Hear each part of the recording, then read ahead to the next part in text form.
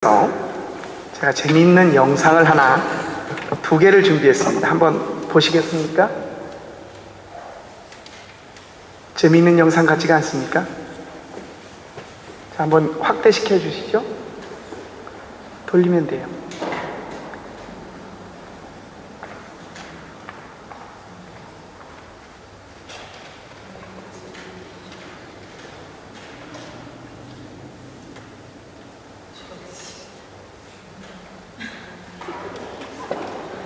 보이십니까? 이게 그 나치 문양이 아니라 전래 만자죠. 점집입니다. 아까 무슨 점집이었어요? 거꾸로 한번 해보세요. 다시 돌려봐요. 네, 더 해보세요. 더 태그감 암자 점집이에요, 그렇죠? 다시 앞으로 쭉 밀어봐 주실래요? 자, 근데 줄 옆에 여기 잘 안 보이세요? 옆에 뭐는 쉽니다인데 뭐예요? 주일은 쉽니다. 점집에서 주의를 지킵니다. 주일은 쉽니다예요. 네. 자, 다음 장면, 다음 그림을 한번 보시겠습니까? 네. 자, 요 켜고 볼륨도 키워주시고, 자, 한번 보세요.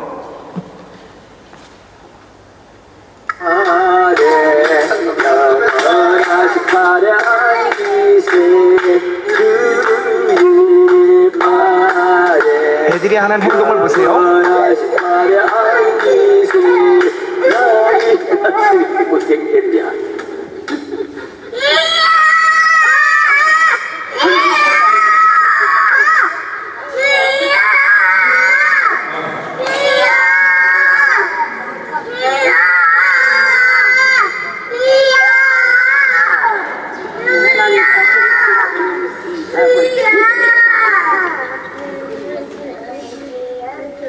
집사게 해주세요. 아버지.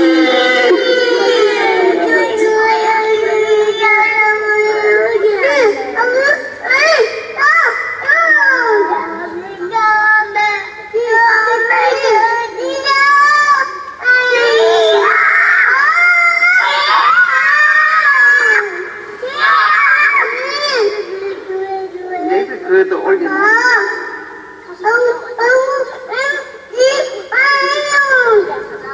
예, 됐습니다. 애들이 뭐 하는 건지 보이십니까? 어른들이 주여! 그리고 통성으로 기도하는 거에다가 방언으로 기도하는 모습을 옮겨 놓은 겁니다. 자, 태그감 점집에서 써붙여 놨습니다. 주일은 쉽니다. 데어 탁 헤렌스, 주의 날이에요. 어떤 주입니까? 아이들이 그럽니다. 저 아이들이 뭘 알겠어요? 말을 못해요. 이렇게 하는 거 보니까 아마 2살이 안 될 끝이에요. 그렇죠? 걷고 얘들이 기른다. 주여! 주여! 이래. 아마 자기 할아버지 할머니나 누가 방언으로 기도하거나 그런 기도를 봤을 거예요. 여기서 공통적으로 두 그림에 한 단어가 등장을 합니다. 주. 이 주가 무슨 뜻이겠습니까? 한문에 주가 약 40가지 뜻이 있습니다.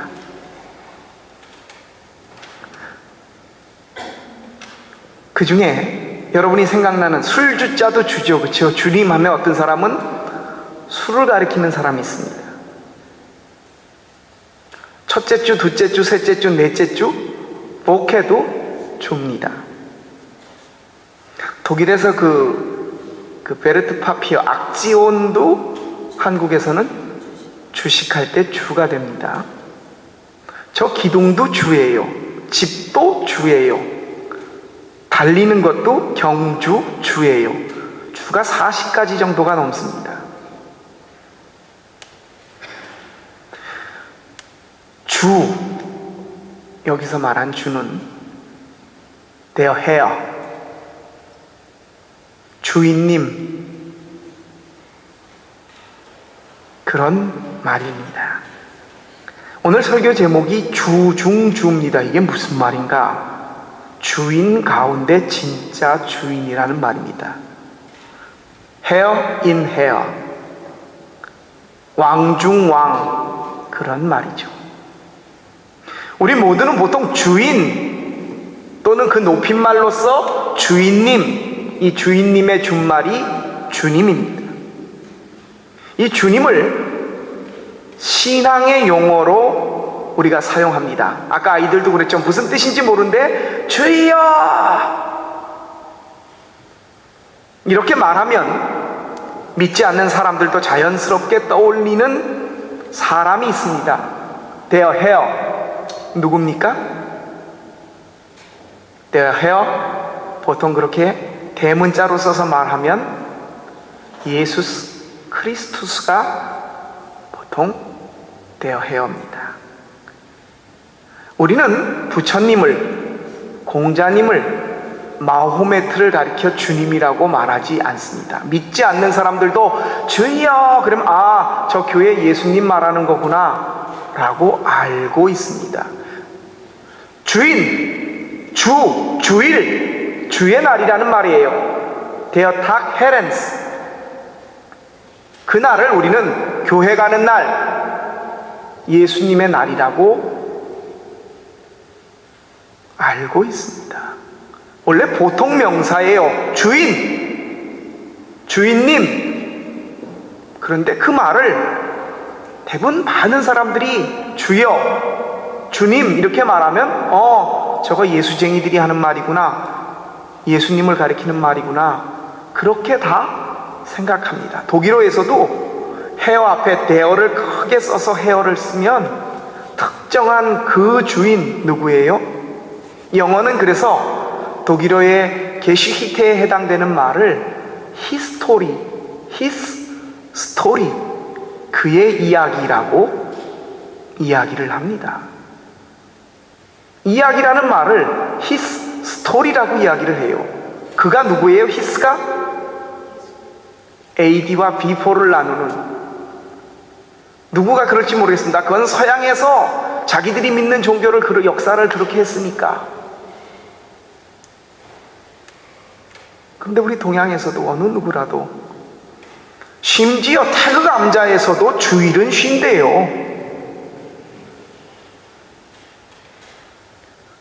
한 살 반 된, 2살이 안 된 아이들이 주여 그렇게 말을 합니다. 왜 그 예수님이 마호메트나 석가모니나 공자님이나 세계 4대 성인하고 일컬어지는 그분 가운데 예수님에게만 주여, 주님이란 말을 쓸까요? 그것을 가장 잘 말해주는 날이 바로 오늘입니다. 무슨 날요? 부활주일. 예수님이 부활하신 날. 왜요? 다 무덤이 있습니다. 공자님도 무덤이 있습니다. 석가모니도 돌아가셔서 부활했다는 말을 못 들었죠? 딱 한 분, Das Leer Grab을 가진 사람은 딱 einziges, 예수 크리스토스 한 분밖에 없습니다. 빈 무덤. 다시 말하면 죽었다가 다시 산 사람. 제가 늘 말씀드리잖아요. 이 세상에 뻥으로라도, 거짓말로라도, 배투룩으로도 죽었다가 다시 살아서 영원히 산다는 사람을 예수님 이외에 들어본 사람이 있으십니까? 그 많은 세상의 사람들이 2000년 동안 그 말을 믿고 있습니다. 혹자는 이 사건을 가리켜서 누가 지어낸 얘기다. 성경 속에서도 벌써 그런 얘기가 나오죠. 무덤을 지키던 병사들을 돈으로 매수했다. 그런 이야기가 나옵니다. 여인들이 꾸며낸 환상이었다. 그것이 그리스로 건너가서는 신화 속의 인물처럼 몸이 아니라 정신과 영혼으로 부활했다. 유관순 열사의 정신은 아직도 우리에게 살아있습니다. 이렇게 말하듯이 정신으로 부활했다. 어떤 사람들은 그렇게 이야기를 합니다. 그들에게 한 가지를 묻습니다. 그런 식으로라도 몸이 다시 부활했다는 사람을 예수님 말고 들어본 사람이 누가 있느냐? 이 많은 인류의 사람들이 있습니다. 그 중에서 정말 남들에게 오랫동안 이름이 기억되는 사람들이 많이 있습니다. 인격이 훌륭해서 존경받고 많은 가르침을 사람들에게 주었고 좋은 책을 써냈고 많은 사람들을 선한 곳으로 인도했고 인류에게 도움을 주고 큰 공헌을 남기고 큰 업적을 남기고 영웅처럼 살다가 다른 사람들에게 존경과 감사를 받는 많은 사람들이 있지만 그 가운데 단 한 분, 그분에게만 주님, 주여, 주라는 칭호를 허락한 사건이 바로 오늘 부활 사건입니다. 여러분, 예수 믿는 사람으로서 제가 아까 처음 예배 아이나이퉁에 그런 말씀을 드렸습니다. 여러분의 자녀가 언제 가장 자랑스럽습니까? 남들보다 탁 튀어났을 때, 1등 했을 때, 붙기 어려운 시험에 합격했을 때, 달리기에서 최고 좋은, 제일 먼저 들어올 때, 남들로부터 큰 박수를 받을 때, 예수 믿는 사람으로요, 오늘 여기 앉아있는 우리가 제일 자랑할 날이 오늘입니다. 이 세상의 많은 종교들이 많은 가르침과 많은 선행과 바르게 살 길, 의미 있는 길을 인도합니다. 하지만 단 한 가지 종교, 바로 예수 그리스도를 주인으로 믿는 우리 기독교 이외에는 어느 누구도 죽은 자가 다시 살아났다, 이렇게 뻥으로라도 말하는 사람이 종교가 없습니다. 그 많은 유명한 영웅들과 위인들과 많은 사람들 가운데서도 예수님만 우리는 주여, 주님이라고 부릅니다. 오늘 우리는 정말 기뻐하며 남들에게 이거 떠벌리고 다녀야 될 날들입니다. 근데 지금 여러분들 이렇게 뵈니까 뭐 어젯밤에 밤잠을 못 주무셨는지, 아니면 누구에게 돈을 띠셨는지, 아니면은 뭔 일 있으신지 굉장히 별로 기쁜 기색이 없으세요. 우리 김하자 집사님은 좀 다치셔서 그렇다고 하더라도 딴 분들은 우리 생일을 맞으신 이혜자 집사님만 들어오실 때부터 막 생글생글 웃으시는데 그 돈이 띄셨더라도 웃으세요. 오늘은 웃어도 되는 날이에요. 그냥 그 바보처럼 희죽희죽 웃어도 되는 날입니다. 아유, 달걀을 먹으면 콜레스테롤을 높여서 오늘 그래서 인상이 부기시는 건지, 여러분, 오늘이 없다면요, 오늘이 믿겨지지 않는다면요, 이 사실을 믿지 못한다면 저와 여러분이 사도 바울의 말대로라면 이 세상에서 제일 불행한 사람들입니다. 여러분, 예수 믿으면서 할 거 못하잖아요. 남 미워 못하잖아요. 억지로라도 사랑하려매요. 오른쪽 때리면 왼쪽 되려매요. 응? 내가 예수 믿는 것 때문에 그러면 살잖아요. 왜 그래요? 부활이 없으면, 여러분 이것 못 믿으면 말짱황입니다. 여러분이 아무리 예수 믿음으로써 얻을 수 있는 모든 보람 가운데 이거 못 믿으시면, 이거 안 느껴지시면 이 세상 사람 중에 제일 불행한 사람이라고 사도 바울이 우리에게 말합니다. 오늘 사도 바울은 로마서에 보내는 첫 번째 편지에서 오늘 본문을 이야기합니다. 여러분, 로마의 편지를 보냈다. 그런가 보다. 그게 아닙니다. 바울이 편지를 10통을 썼는데 그런가 보다. 아닙니다. 굳이 비유하자면 시골 촌에 있는 글줄깨나 읽었다는 한 서생이 농사 지으면서 도시에 있는, 서울에 있는 이건희 회장에게, 서울대학교 총장에게, 청와대에다가 편지를 쓰는 겁니다. 당시 문화와 정치와 경제와 학문, 모든 것들이 어디로 통해 있어요? 로마로 통해 있어요.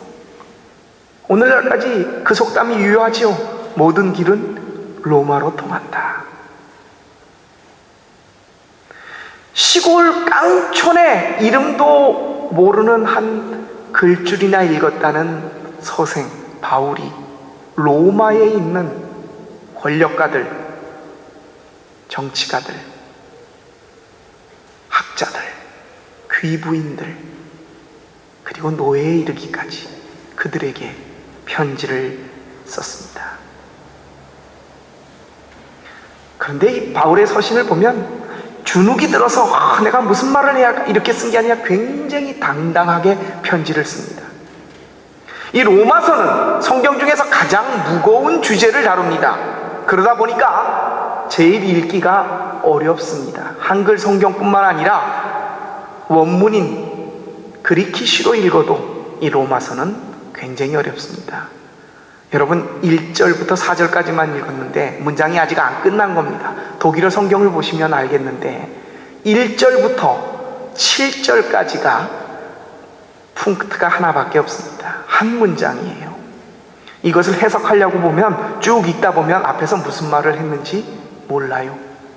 1절부터 7절까지가 한 절입니다. 굉장히 어려운 말입니다. 로마서가 그렇게 어려운 데는 이유가 있습니다. 우리 기독교를 가장 잘 설명하는, 또 기독교의 핵심 교리를 가장 핵심 중에 핵심, 소위 일본말로 엑기스를 담아 놓은 그 성경이 성경 중에 엑기스, 뭐 어떤 성경이 중요하고 중요하지 않은 것만 있지만은 교리로서 가장 중요하게 다루는 것이 바로 이 로마서입니다. 그래서 유명했던 레포르마틱 종교개혁자 마틴 루터는 바로 로마서 1장 16절 17절을 읽다가 내가 복음을 부끄러워하지 않은 이 복음에는 하나님의 뜻이 담겨있다. 그리고 의인은 믿음으로 말미암아 살리라 라는 이 말씀을 가지고 종교개혁을 일으켰습니다. 20세기에 독일뿐 아니라 전 세계 신학의 거장이라고 말하는 칼 바르트는 로마서를 주석을 하다가 세계적으로 엄청난 신학계의 파장을 불러일으켰습니다. 이 로마서가 참 어렵게 느껴지지만 그 안의 내용은 아주 간단합니다. 예수 그리스도가 하나님이 주신 복음이며 이 복음을 믿는 자는 구원을 얻는다. 이것을 사도 바울이 로마 사람들에게 보낸 편지의 내용입니다. 그는 이렇게 인사말에 이렇게 말합니다. 그리스도 예수의 종인 나 바울은 사도로 부르심을 받아 하나님의 복음을 전하라고 따로 부르심을 받았습니다. 이 복음은 하나님께서 예언자들을 시켜서 성경에 미리 약속하신 것으로 당신의 아들을 두고 하신 말씀입니다. 이 아들로 말하면 육신으로는 다윗의 자손으로 나셨으며 거룩한 영으로는 사람들 가운데서 부활하심으로 권능으로 하나님의 아들이 확정되셨으니 곧 우리 주 예수 그리스도이십니다. 제가 끊어서 말했지만 한 문장 아직 끝나지 않은 문장입니다. 이렇게 서두를 써내려가요. 오늘날로 말하면 시골에서 촌뜨기가 서울에 있는 아주 명망 높은 사람에게 편지하는 겁니다. 거기서 그는 자기를 사도 예수님의 종이라고 표현합니다. 이 사도 바울이 예수님을 주인으로 모시게 된 이유가 있습니다. 그 이유는 하나님께서 예언자들을 통해 약속하신 말씀의 분이며 하나님께서 내가 내 사람을 보내겠다 했던 그 약속한 사람이며 무엇보다도 그가 하나님의 아들이라고 하는 증거, 베슈테 티궁을 받는 이유가 뭐냐면 부활하셨다는 겁니다. 이 부활로 인해서 예수님은 자기 사도 바울의 주인이 된다는 겁니다. 바울만 그런 게 아닙니다. 2000년 후에 오늘 이 복음의 소식을 듣는 우리들에게도 마찬가지입니다. 왜요? 하나님의 말씀은 어제나 오늘이나 변함없기 때문입니다. 바울이 오늘 저와 여러분에게도 편지를 씁니다. 아니, 오늘날로 말하면 SMS를 날립니다. 텔레그램으로, 카카오톡으로 여러분에게 SMS를 칩니다. 예수께서 죽은 자 가운데서 부활하셔서 저와 여러분의 주님이 되셨습니다. 그 문자를 딱 받았습니다. 여러분 어떤 생각이 드십니까? 오늘이 어떤 날입니까? 여러분에게는 그냥 이틀, 금요일부터 쉬었으니까 한 나흘 쉬는 날이십니까? 본격적인 봄을 맞이하는, 오늘 오다 보니까 날씨가 너무 좋죠? 봄을 알리는 날입니까? 여행하기 참 좋은 황금의 페리엔입니까? 그저 그런 익숙해진 오늘 부활절 감사 헌금 드린 그런 주일입니까? 이 바울의 놀라운 고백, 그분이 나의 주인이 되는 사건, 부활에 대한 체험과 감격, 놀라움, 기쁨, 감사, 소망, 이것에 뒤범벅되지 않은 신앙인이라고 한다면 우리를 한번 되돌아봐야 합니다. 우리가 예수님께 주여, 주님 이란 말이 자연스럽게 불려져야 하는 이유가 바로 오늘이 있기 때문입니다. 세상 어느 누구도 건너가서 다시는 건너올 수 없었던 렛대의 강, 그 강을 되돌아 건너오신 분이, 죽임을 이기시고 부활하신 분이 예수 그리스도입니다. 오늘이 그것을 증명합니다. 예수님에게 유독 주님이라는 말을, 주여라는 말을 쓸 수 있는 이유가 여기 있습니다. 사랑하는 여러분, 이것을 경험하지 못하고, 이것을 감격하지 못하고, 느끼지 못하고, 고백하지 못한 사람이라면 우리가 이 세상에서 제일 불쌍한 사람입니다. 이 부활을 느끼십시오.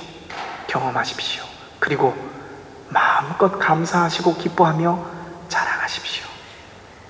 빈 무덤을 통해 우리의 주님이 되신 예수 그리스도의 부활이 저와 여러분의 부활로 이어지기를 주님의 이름으로 축원합니다. 기도드리겠습니다.